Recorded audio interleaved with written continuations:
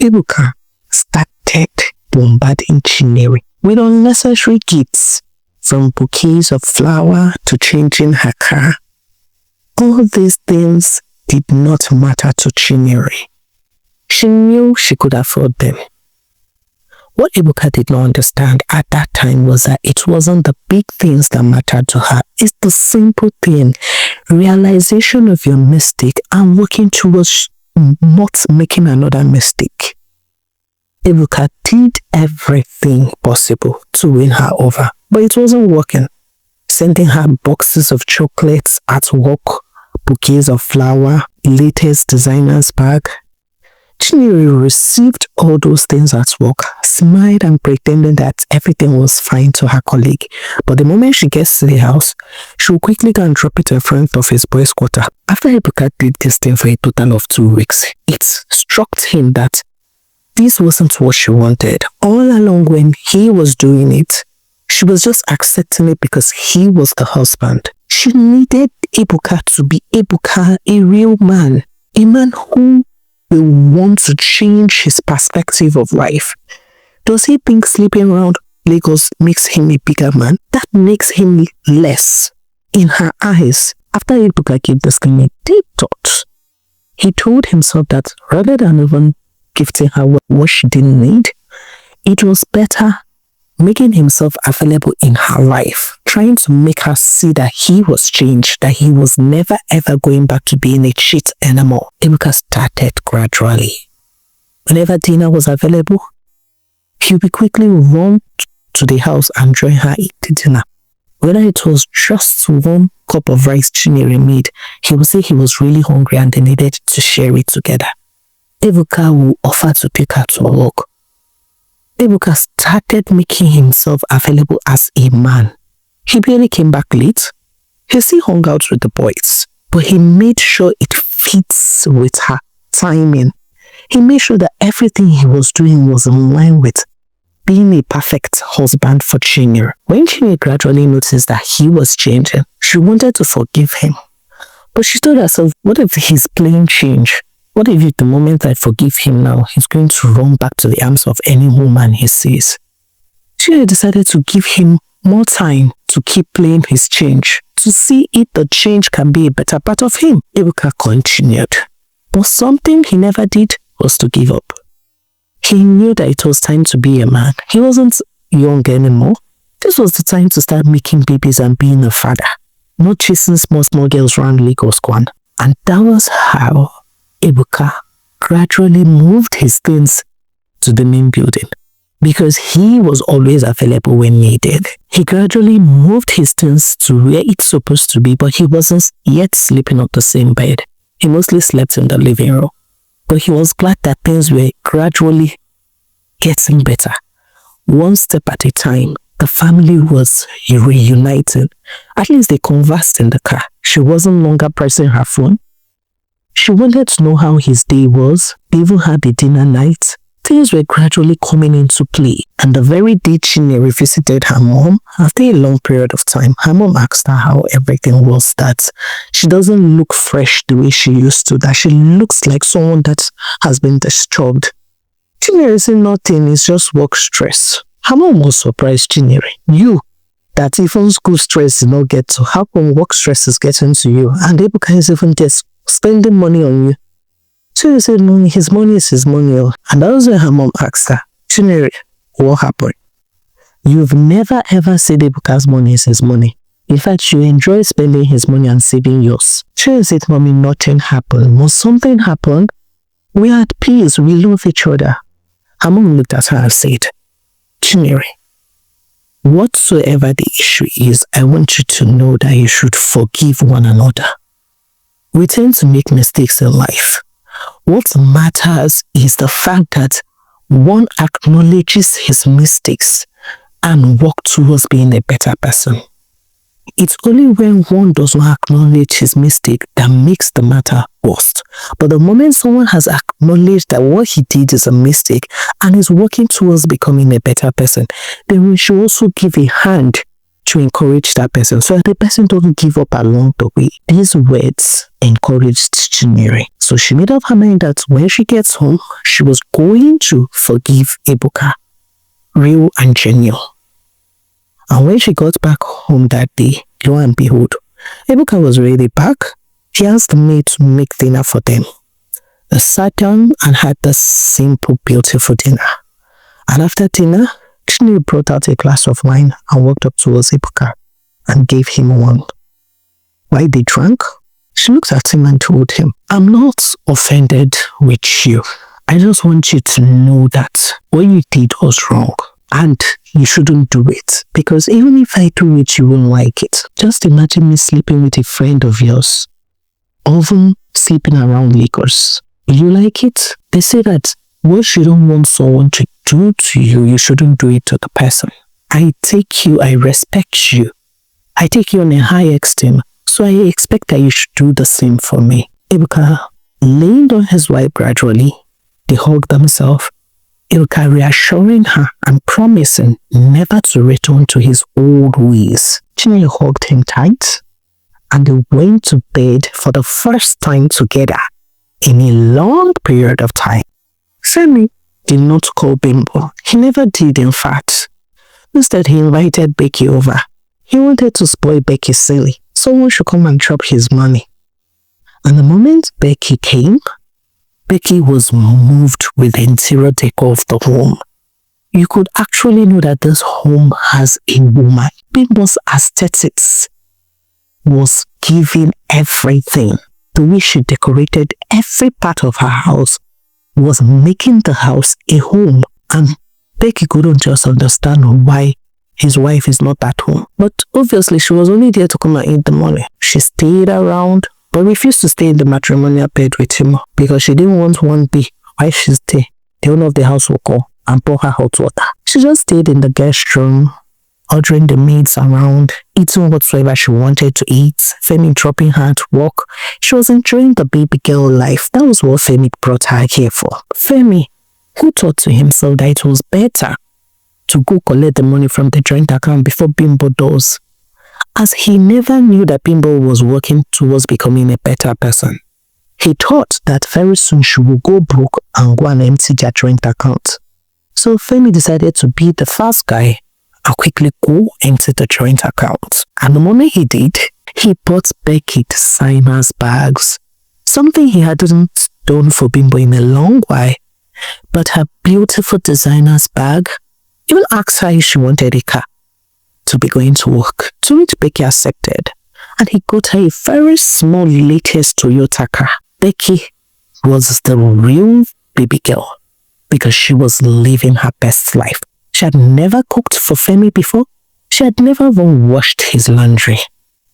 Until one fateful evening, Femi came back from work very, very tired. He came back at exactly 10 p.m. The maid had all retired for the day. The food on the dining was already cold. And he asked Becky to please microwave it for him, to which Becky did. Then he looked at Becky and asked Becky, why haven't you made a meal for me before? Becky said, no, I can't cook. Femi was looking at her. You can't cook or you don't want to cook? Becky said, I can't cook. Moreover, you have maids here, so what do you want me to be cooking for you for? Is there any maid for that? He said, no, the maids only started cooking for me after my wife left. On a normal day, the lady in my life is the one that cooks for me. Becky looked at him from head to toe and said, you, Femi, are you okay? You want me to cook for you, why? Am I your wife? Like, am I your wife? You invited me here to come and spoil me and that is what I'm here for. Femi, please. Don't try that rubbish with me. Or do you think I'm lacking anything in my life? Look at me from head to toe, Femi. You saw me and admired me, right? That means I am good enough. Don't come play that thing with me. Even when I was in my house, I was not cooking. So why should I come here and cook for you? Hey, and Femi realized that even if he goes further to get married to this Becky, he will never eat a home-cooked meal by her. But gradually, things started changing. From Becky ordering for foods outside whenever she didn't like the food the maid made. She wasn't just a homemaker in any way. But that was her life, right? She did not ask Femi to bring her to his home. He would have visited her whenever he wanted. Why bring her there? Gradually, Femi started getting irritated with her attitude. If it were not, babe, please can you get me shawarma when you're returning? Or babe, can you get me that champagne I asked for? He started getting irritated with everything. Bimbo never does this. That was when he started comparing Bimbo and Becky. And when he weighed it, he found out that it was better to be with Bimbo than to be with Becky. Bimbo wouldn't order. She would use her money instead. Provided it was her personal things, she used her money. It was only when it comes to the house that she ordered Femi to get things for the house. After weighing his auction, he gradually chased Becky out of the house because before he did, they had this serious misunderstanding and Becky gave him a dirty slap, instructing him never to try that with her, that she wasn't the kind of woman a man would suppress. And that was how Femi and Becky separated. Femi started looking for Bimbo. He searched everywhere for his beloved wife. Finally, he did find her because he had to go through Chinyere. Chinyere never wanted to open her mouth too, but when she called Bimbo, Bimbo gave her permission. So she did bring Femi to see his twins because he said he wanted to see his twins. He did not say he wanted to see Bimbo. When Femi finally saw Bimbo and the twins, they were looking perfect. They were not even looking like people that were suffering. In fact, they were even shining more than when they left his house. Femi went down on his knees immediately and started asking Bimbo for forgiveness. He did not hesitate.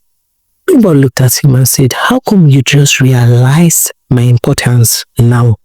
What happened?" Femi was still there trying to give his flimsy excuses. "I was busy at work. Oh, baby, you know I miss you, baby." Bimbo was looking at the smack. She knew that something was fishy. And she quickly asked him, "What happened to our joint account?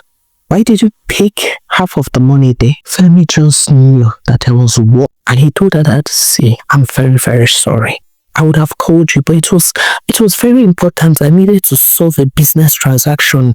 I made a mistake, and I promised you before the end of this month, I'm going to return the money I took and even with an additional 10%. Bimbo said, "Okay, no problem. But you have to restate this thing you just said because I have to record it. I don't want anything happening to that joint account. The money there belongs to both of us. And the day you decide that we don't need it anymore, we have to split it the same way." Femi said, "Yes, I will return it." Bimbo looked at him and said, "If you're not seeing the twins, you can go." Femi was shocked. His wife, Bimbo, the wife that loves him very much, how come she's hardened? Bimbo left. And when Femi was done playing with the twins, he walked up to her at the gate side. Bimbo did not listen. She just told him, Femi, or you think I won't know? Or you think someone won't tell me?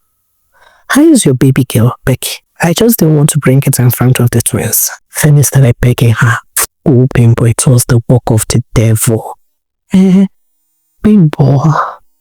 Bimbo, for me to come back here, you're supposed to know that I've realized my mistake now. Bimbo, please now, where drama below, please. Bimbo said, "I'll think about it. When I do, I'll let you know."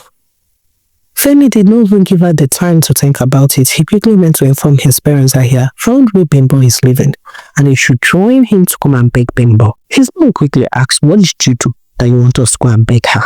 Because we cannot just go and beg for you like a headless sheep. We need to know what you did." Femi did not want to start saying the truth. He just told his parents that when people left, he kind of had an affair, but he did not state who he did it with. And Bimbo found out that she would have returned though, but she found out about the affair. His own parents just followed him. There was no need to start hammering what he already knew. And when they got there, people welcomed them well, served them something to eat. And they quickly started begging Bimbo, "Bimbo, you know you have been the perfect daughter to us. And you know I have always treated you like a daughter. Please, forgive. forgive our son, Femi. Bimbo knew if she doesn't, this drama will continue. The Adegokis were ready to come visit her morning, afternoon, night. So she just accepted. And the moment she said she had forgiven, Femi quickly said, well, let me pack the pains to our house. Bimbo did not even know what to do or say. She even regretted asking Femi to come to the house. She would have taken the twins to him instead. Because she needed time. She left in less than how many months? 6 to 8 months. And Femi had already gone out chasing another woman and even had the effrontery to bring the woman to his own house. To her own house. And now, he just saying, sorry, we'll fix it. She followed him. They returned back home. Then everything started afresh. Even after when Femi and Bimbo returned home, things weren't the way it used to be. Femi was always at the mercies of Bimbo. Bimbo was always avoiding Femi. She needed a sincere apology from him, not inviting his parents to come and beg her. Femi did everything possible to win Bimbo over. Moreover, she wasn't working for his father anymore. She had her own accounting firm. She is a boss now. So there was only coming to rub anything on her face. She was not even benefiting from the Adegokis in any way. She is a boss. Yes, her accounting firm had not yet blown, but it was doing well for itself. She could afford anything she wanted. Gradually, Femi learned to be a better husband. He learned to respect his wife and place her high. He wasn't seeing her as the Bimbo of yesterday, the Bimbo that could not do anything for herself. Femi started respecting Bimbo. And gradually, Bimbo started forgiving him. And for the money he took from the joint account, he paid and paid extra as he had promised. Bimbo gradually started forgiving him. It took a long while, but it gradually came. Whereas for Ene and Oche, it wasn't still easy. The forgiveness had always come with torture. Ene had to sit her husband down and they had to talk to themselves. She had to tell him the truth. If you have to keep reminding me of my sins, then you haven't forgiven me. And it is better for us to split. We can't live like this forever. We are barely how many years into marriage, so in the next 20 years, will you keep reminding me of what I did? If you cannot forgive me and let go, then it's better we walk away. Oche weighed his option. The truth there is that he knew he was playing forgiveness. He had never ever forgiven her. And he wasn't even certain if he could let go of everything. He gets to see Ebuka almost every day. So how was this forgiveness going to happen? And he told Ene, if that's what you think, then I think we should go for it. So Ene and Oche divorced legally. They went their separate ways. Ene took care of Doshima, whereas Oche comes visiting whenever he wanted because she wanted to take her daughter. Ene started rearranging her life. While she was still working, she gradually started fixing her life. She knew men might not want to get to know her, being that she was once divorced and she even has a daughter. But she knew that whatsoever decision she takes from this moment, she was accountable for it. Her parents weren't happy about the divorce, but they had to accept it because the family wasn't working anymore. Whereas for Oche finally went to the hospital to work on himself because he told himself that he did not want affliction to occur the second time. He doesn't want a situation whereby he was going to get married again and this other lady will leave him and sleep outside. So he went to the hospital and made sure that he was perfectly okay. It's another Friday. The girls are meeting, they're having conversation. Ene finally told her friends that she had divorced Oche. Something Ene never knew was that Chinyere never told Bimbo about what had happened. Not because she was trying to hide it, but she believed that they were still friends a bit. Since she could forgive Ebuka, she forgave Ene. But she still kept her reservation when it comes to Ene. The bond wasn't as strong as how it used to be. but she still spoke to Ene. Bimbo was lost. What happened? You and Oche had a perfect home. Why are you divorced? Since Chinere wasn't ready to talk, Ene decided not to talk. She just told them that things weren't working and they had to separate. Everybody had to respect her decision. It's her home, moreover. There was no need trying to get to know more than she was saying. Chinere and Bimbo shared the good news of the film with Ene. Ene was happy for them, though she still showed interest that if Bimbo needs her in any way, she could assist. She knows she wasn't as wealthy as Chinere. She cannot buy Bimbo a building or anything, but if Bimbo needs her help in any way, she was ready to assist. The friends hugged themselves. And that was when Bimbo asked them, Do you think our homes are just perfect? I found out that whenever we come here, we only gist, talk and talk about how perfect our home is and so whatnot. But we've never ever tried to pray about our home. We make this friend gathering look like as if it was just built for conversing about our home. We've never ever sat down to say, okay, let's talk about Christ or anything. Chinere said, that's a great idea. I've never been against Christ. I go to church. But I think it's better that whenever we come around to gist or anything, we should at least say a word of prayer for ourselves and for our home. That way, we keep encouraging ourselves every day. The three friends agreed to it and made sure that whenever they come around, they say the word of prayer. Before they started gisting or when they were done, they made sure they prayed for themselves, their businesses, and their home. Life was going on smooth for everyone. Ene realizing her mistake and working towards being a better mom for Joshima. Bimbo and Femi living in peace. Bimbo had a perfect life because she now had a say in her home. Femi dares not tell her rubbish. He even respected her more. She was wealthy enough to take care of the family. But you see, that's part of him bringing his own quota. He was always bringing money home without even waiting for Bimbo to ask.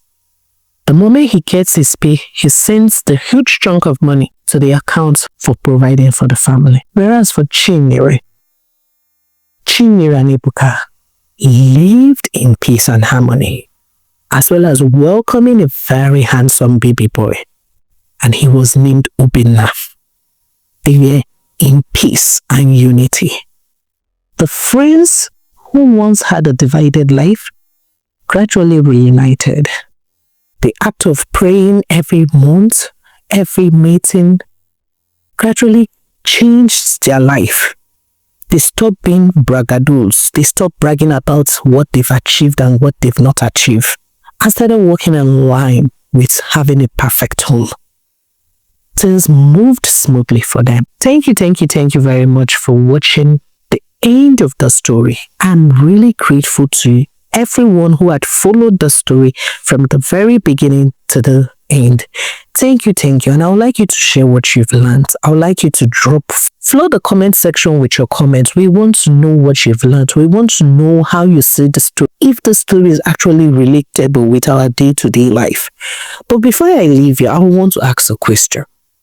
Why do you think it's easy for a woman to forgive a cheating man, but men find it difficult to forgive a cheating woman?